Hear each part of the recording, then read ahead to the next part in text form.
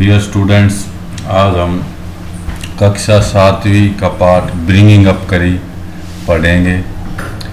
Bringing up mean होता है पालन पोषण करना। करी हाथी के बच्चे का नाम है। इस पाठ में 5 महीने का एक हाथी का बच्चा है और 9 साल का एक लड़का है जो उस हाथी के बच्चे का पालन पोषण करता है। किस प्रकार वो दोनों बड़े होते हैं इस पाठ में बताया गया है। हाथी का बच्चा चंचल है और सेंसिटिव संवेदनशील है। So let's start the chapter.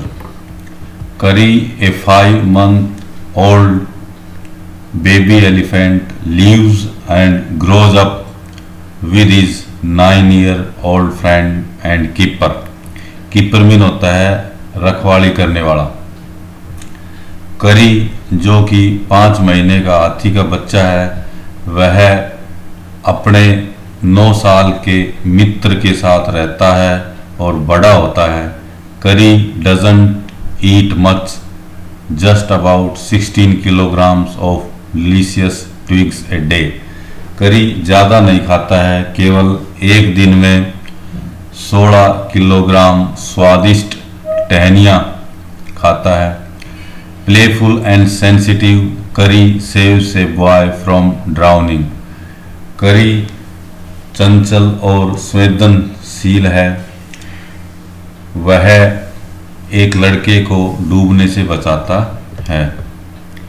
करी the elephant was 5 months old when he was given to me to take care of। लेखक कहता है कि जब करी को उसके पास छोड़ा गया, उसको दिया गया, तो वह 5 महीने का था। I was 9 years old और मैं 9 साल का था। I could reach his back if I stood on tiptoe। लेखक कहता है कि मुझे उसकी पीठ तक पहुंचने के लिए पंजों के बल खड़ा होना पड़ता था। जब मैं पंजों के बल खड़ा होता था तो उसकी पीठ तक पहुंच पाता था। He seemed to remain that high for nearly 2 years। वह लगभग 2 साल तक इतनी हाइट का रहा, इतना ऊंचा बना रहा। We grew टुगेदर, हम दोनों एक साथ बढ़े। That is probably why I never found out just how tall he was. और यह संभवतः यही कारण है कि मैं यह कभी भी नहीं जान पाया कि वह इतना लंबा कैसे हुआ। ही lived in A pavilion, pavilion mean खुला घर, ऐसा घर जिसके ऊपर छत होती है और चारों तरफ से वो खुला होता है। He lived in a pavilion, वह एक खुले घर में रहता था। अंडर ए थेज्ड रूफ, एक ऐसी छत के नीचे जो छत घास फूस की बनी हुई थी। विच रेस्टेड ऑन 3 ट्री स्टम्प्स, और वह छत पेड़ के तनों के सहारे खड़ी थी। So that it could not fall in when Curry bumped against the poles as he moved about. जब करी इधर उधर घूमे और उन पोल से, उन तनों से टकराए तो वह छत गिरे नहीं। करी को एक ऐसे घर में रखा गया था, वो घर खुला घर था जिसकी छत घास फूस की बनी हुई थी और उस छत के नीचे पेड़ों के तने या फिर कह सकते हैं पोल या बांस लगे हुए थे। और जब करी उन बांस या पोल के टक्कर मारता था तो वह गिर नहीं जाती। इस वजह से वो पोल उस छत के नीचे लगाए गए थे। One of the first things Curry did was to save the life of a boy. सबसे पहला काम जो करी ने किया वो एक लड़के का जीवन बचाने का काम था. टू सेव मीन बचाना, the life of a boy एक लड़का का जीवन. Kari did not eat much but he nevertheless needed 40 pounds of twigs a day to chew and play with. chew mean चबाना. करी डिड नॉट ईट मच, करी ज़्यादा नहीं खाता था, but he nevertheless needed 40 pounds of twigs a day to chew and play with. लेकिन उसे एक दिन में 40 पाउंड टहनियों की आवश्यकता होती थी जिनको वह चबाता था और जिनके साथ वह खेलता था.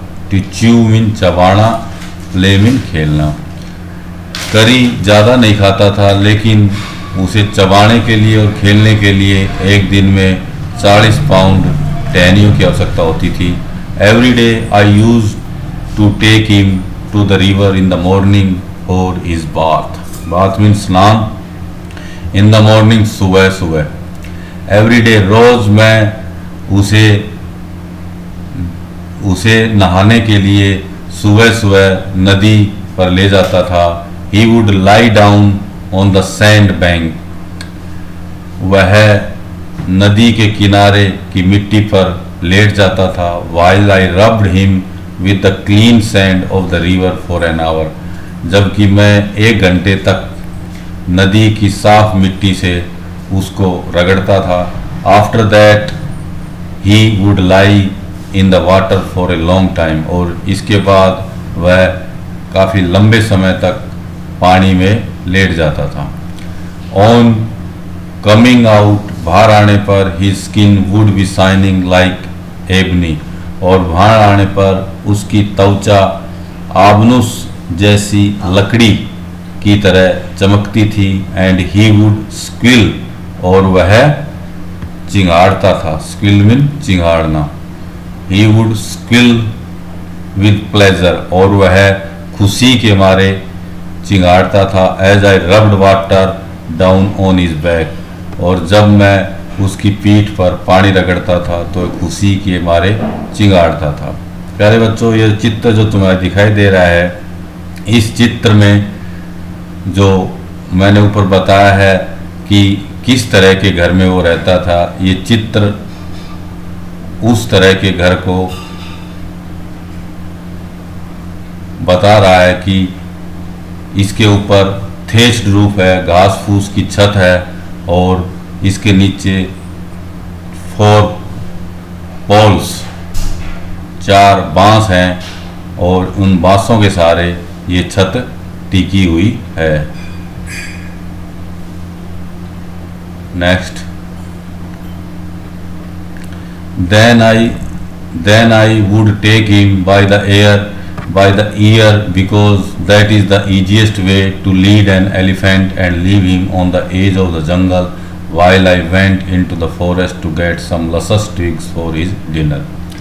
Then I would take him by the ear. फिर मैं उसे कान से पकड़कर ले जाता था, उसका कान पकड़कर ले जाता था. Because that is the easiest way to lead an elephant, क्योंकि किसी हाथी को ले जाने का यह सबसे आसान तरीका होता है. And leave him on the edge of the jungle, और उसे जंगल के किनारे पर छोड़ देता था. While I went in to the forest to get some luscious twigs for his dinner. और फिर उसके रात के भोजन के लिए कुछ स्वादिष्ट टहनियाँ लेने के लिए जंगल में चला जाता था. One has to have a very sharp hatchet to cut down these twigs. और इन टहनियों को काटने के लिए एक तेज धार वाली कुल्हाड़ी की आवश्यकता होती है. It takes half an hour to sharpen the hatchet. कुल्हाड़ी को तेज धारदार बनाने के लिए आधा घंटा लगता है. Because if a twig is mutilated an elephant will not touch it. क्योंकि यदि एक टहनी को गलत ढंग से काटा जाता है तो हाथी उसको छूते भी नहीं हैं. It was not an easy job to cut twigs and saplings for Kari. Saplings भी होता है छोटे पौधे. It was not an easy job to get twigs and saplings for Kari. Kari के लिए छोटे पौधे और टहनियाँ लाना एक आसान काम नहीं था। I had to climb all kinds of trees to get the most delicate and tender leaves, tender twigs, और मुझे कच्ची टहनियाँ लाने के लिए हर एक प्रकार के पेड़ पर चढ़ना पड़ता था। Most delicate and tender mean होता है कोमल, लेकिन यहाँ कच्ची, यहाँ जो अर्थ होगा वो कच्ची का अर्थ होगा कच्ची टहनियाँ। As he was very fond of the young branches of the banyan tree which grows like a cathedral of leaves and branches. As he was very fond of the young branches of the banyan tree, क्योंकि उसे banyan tree mean बरगद के पेड़ की कच्ची शाखाएं बहुत पसंद थी। As he was very fond of young branches of banyan tree, उसे बनियान ट्री बरगद के पेड़ की कच्ची शाखाएं बहुत पसंद थी। विच grows like a cathedral of leaves and branches, जो कि शाखाओं और पत्तों के गिरजाघर के समान उगती थी, गिरजाघर की तरह उगती थी। I was gathering some one spring day in March, spring day mean बसंत के दिन। मार्च महीने में एक बसंत के दिन मैं कुछ टहनियाँ इकट्ठा कर रहा था। When I suddenly heard Kari calling to me in the distance, जब मैंने कुछ ही दूरी पर हरी को पुकारते हुए सुना। As he was still very young, क्योंकि वह अभी भी बहुत जवान था, अभी भी बच्चा था। The call was more like that of a baby than an elephant, जो आवाज़ थी वो हाथी की आवाज़ कम लग रही थी और एक बच्चे की आवाज़ ज़्यादा लग रही थी। I thought somebody was hurting him, मैंने सोचा कि कोई उसे चोट पहुंचा रहा है। So I came down from my tree, इसलिए मैं अपने पेड़ से नीचे उतरा। And ran very fast to the edge of the forest, और जंगल के किनारे दौड़ कर गया। Where I had left him, जहाँ पर मैंने उस हाथी के बच्चे को छोड़ा था। But he was not there, लेकिन वो वहाँ पर नहीं था। I looked all over but I could not find him, मैंने चारों तरफ देखा लेकिन वो मुझे नहीं मिला। I went near the edge of the water, मैं पानी के किनारे गया। And I saw a black something struggling above its surface, और मैंने कोई एक काली चीज़ देखी जो कि पानी की सतह के ऊपर संघर्ष कर रही थी। देन इट रोज हायर, फिर यह और ऊंची उठी। And it was the trunk of my elephant, और यह मेरे हाथी का सूंड था। I thought he was drowning, मैंने सोचा कि वह डूब रहा है। आई वॉज हेल्पलेस, मैं असहाय था। Because I could not jump in to the water and save the 400 pounds of him since he was much higher than I, और मैं पानी में कूद नहीं सकता था और इतने वजन के हाथी को बचा नहीं सकता था। इस हाथी का वजन 400 पाउंड था और वह मुझसे बहुत ज़्यादा बड़ा था। हायर देन आई, मुझसे बहुत ऊंचा था। लेखक कह रहा है कि हाथी का वजन 400 पाउंड होने के कारण वह उसको बचा नहीं सकता था, और उसकी जो हाइट थी वो भी उससे कहीं ज़्यादा थी। But I saw his back rise above the water, लेकिन मैंने उसकी पीठ को पानी के ऊपर देखा।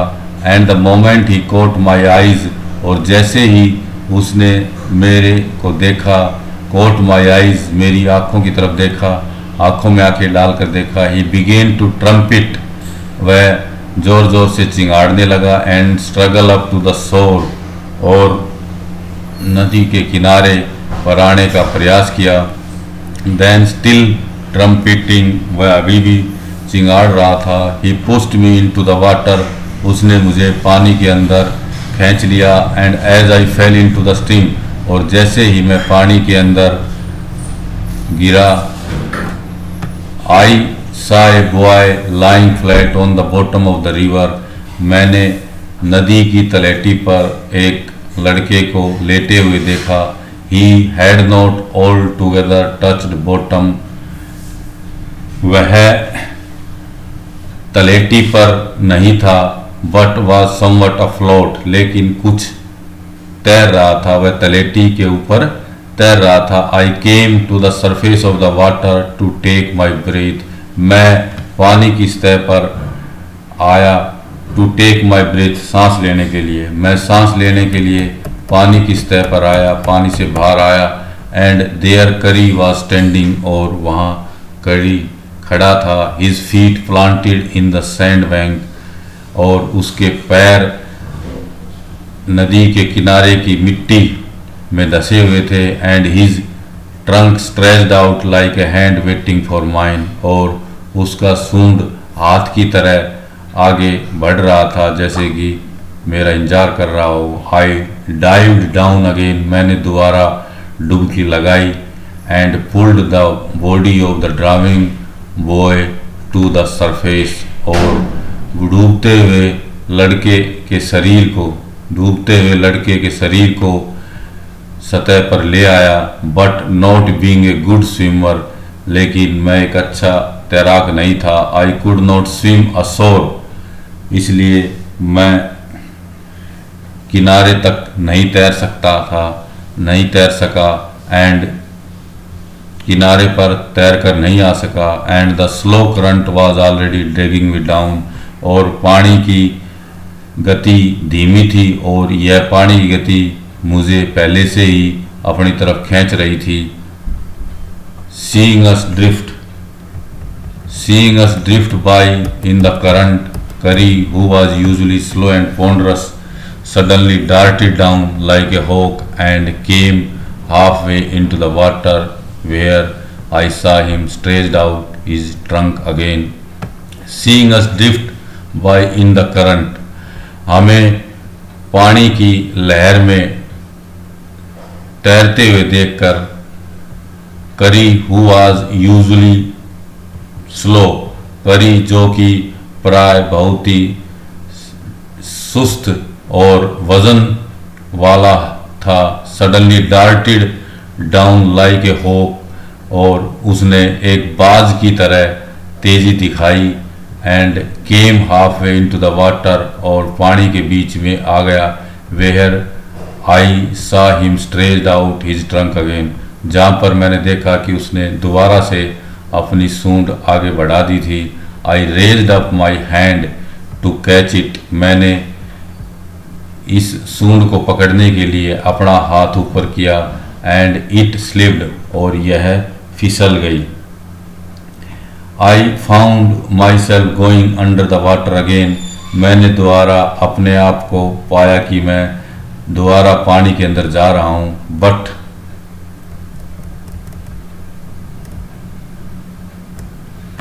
This time I found that the water was not very deep, लेकिन इस बार मैंने पाया कि पानी ज़्यादा गहरा नहीं था. So I sank to the bottom of the river, इसलिए मैं पानी की तलहटी तक गया. सैंक मीन डूबा या डुबकी मारी. मैंने पानी की तलहटी में डुबकी मारी. And doubled my feet under me, और मेरे पैरों को लपेटा, मेरे पैरों को मोड़ा. And then suddenly kicked the river bed, और फिर नदी के पानी में जोर से टांग मारी. And so shot upward like an arrow, और फिर एक तीर की भांति मैं ऊपर आ गया. In spite of the fact that I was holding the drowning boy with my hand, और इस तथ्य के बावजूद कि मैंने अपने हाथ से उस डूबते हुए लड़के को पकड़ रखा था. As my body rose above the water, जैसे ही मेरा शरीर पानी के ऊपर आया, I felt a lasso around my neck, मैंने अपने गर्दन के चारों ओर एक फंदा या फंदे जैसी चीज़ महसूस की. मैंने महसूस किया कि मेरी गर्दन के चारों ओर कोई फंदा डाल रहा है. दिस फ्राइटन्ड मी, इससे मैं डर गया. I thought some water animal was going to swallow मी।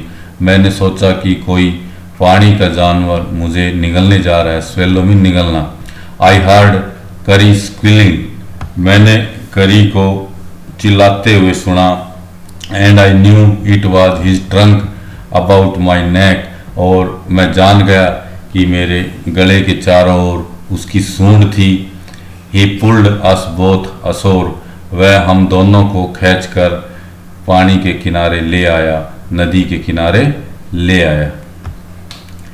इससे आगे का जो भाग है वो हम कल करेंगे। हमने पहला पार्ट इस पाठ का पढ़ा है।